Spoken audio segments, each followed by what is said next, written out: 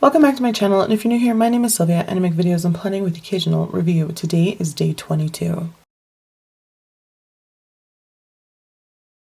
Day 22 in hashtag 1 month Imabujo challenge.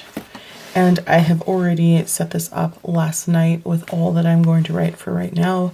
I have to take my mother to the bigger town to a doctor appointment. And then my sister has to take my niece and nephew to a consultation at the orthodontist for braces. Since they are in two different towns, this one's on the side town from us and this one's in the bigger town, I am going to be taking my mom to her doctor's appointment, and then I have one major errand I need to do in the bigger town, which is to go to Office Depot to get some binders. I like to print out my novel eventually, and then I put them in binders so that I can edit and revise them more thoroughly. And then I have been pretty much caught up on the monthly. I have a couple of holes here that I need to kind of fill in. This was during basketball, so I was just like not focusing. We were just home. But this has been working out well on this section for me. I went through all of this and was making sure that there wasn't anything that I could do today, but there are some things coming up in the future I think I can get done. So all of this is pretty much caught up as well. So the focus for today, if I didn't say, is going to be on an exercise in this book. So writer Carol, the creator of the bullet journal system, wrote this book, The Bullet Journal Method, and on page 154, I think, they're all marked, but I should have just put like a physical bookmark. Here we go. Okay. Let's see. What does he say about this? The 5-4-3-2-1 exercise. A great way to get motivated is by realizing just how limited your time really is. So he breaks down 5-4-3-2-1 into long-term, midterm, and short-term goals. So for his 5 years, he has start a family, own a property, fluency in another language. For 4 months, he has traveled to Hawaii, lose 10 pounds. That's totally on mine, but probably more. Visit Nicholas. So maybe that's a person, or is that a place? Nicholas. 3 weeks, donate clothes, volunteer, 2 days, clean out closet, clean kitchen, get driver's license renewed, clean fridge for 1 hour, and call parents, make reservations for Lee dinner. So I'm not really sure how beneficial 1 hour or 2 days will be to me, or maybe even you. Like, this is stuff I feel that can go on a daily. You know what I mean? Like, sometimes I will put things that I think I might be able to get done that day, and I like to put it on the day, even though if I think I might not reach that goal, just because I will push to try more, and then I can just, migrate it, forward it to the next day. So these two I'm not as interested in. I appreciate the 3 weeks, the 4 months, and 5 years. Now, I tend to use something like this when it comes to my writing, because that's what I'm more interested in seeing how it's going to turn out over time. Maybe for you, this is something you want to do as, I don't know, maybe again, I always go back to you're working on your house and what can I do in an hour, 2 days, 3 weeks, 4 months, and financially, what could we get done with our house in 5 years? So that's something you could do if you're working on that type of project. But for my writing, I didn't fill this out right away when I started this because, again, I had hurt my wrist, and I think it's getting so much better that I'm hoping everything is going to go great next month, which I'm going to be participating in Camp NaNoWriMo.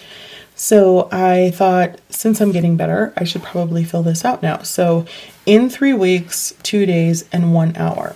Well, in 1 hour, I'm actually going to be going over, I know I said I had a project that I was thinking I wanted to do.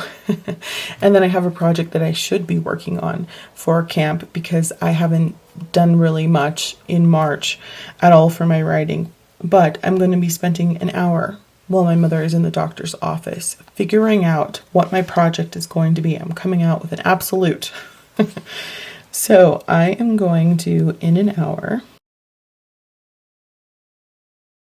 So that's what I'm going to do here. And I can make a couple more notes as things come to me. And then here, I'm going to put obviously that I need to have an outline.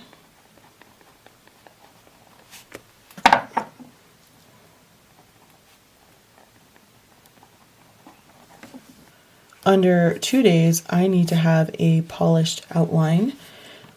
And then I need to also have read the project.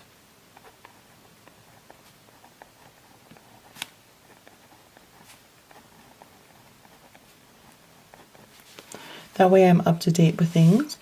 Then for 3 weeks from now, I'll already actually be in, looking at the calendar up here.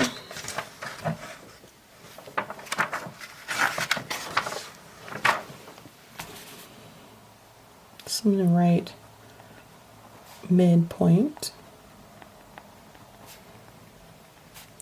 of camp. So goals will be halfway done. That's where I should be in 3 weeks. I'm going to add some other things to this once I know what projects, so I can actually write what chapter or the midpoint of that actual novel, or I might do a collection of short stories, so I might write down what short story I should be on at that point once I figure out what I'm doing. And then we have midterm goals. So this is 4 months. I put quarterly goals. So we're going to be in July at 4 months per se. So that will definitely be 1 quarter. So quarterly goals for writing. And underneath this, I will put, what that work is going to be, if it's a novel or short stories, and then skip down to May. So for May, I'm hoping to have a finished novel to submit to either a critique partner or an alpha reader. Either or. And then the next step in June will be to make revisions. So I'll write that down here.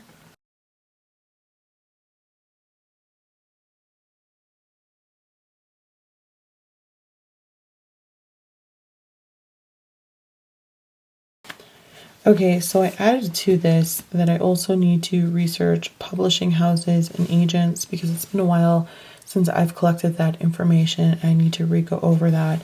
And then for June, I have make revisions and submit to beta reader.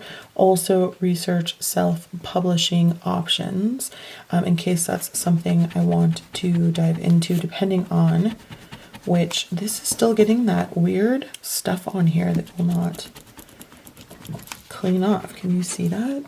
It's just making a mess. It's so annoying.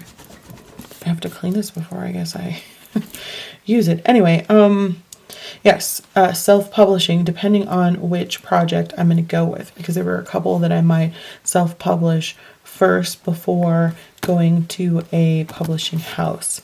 And then July.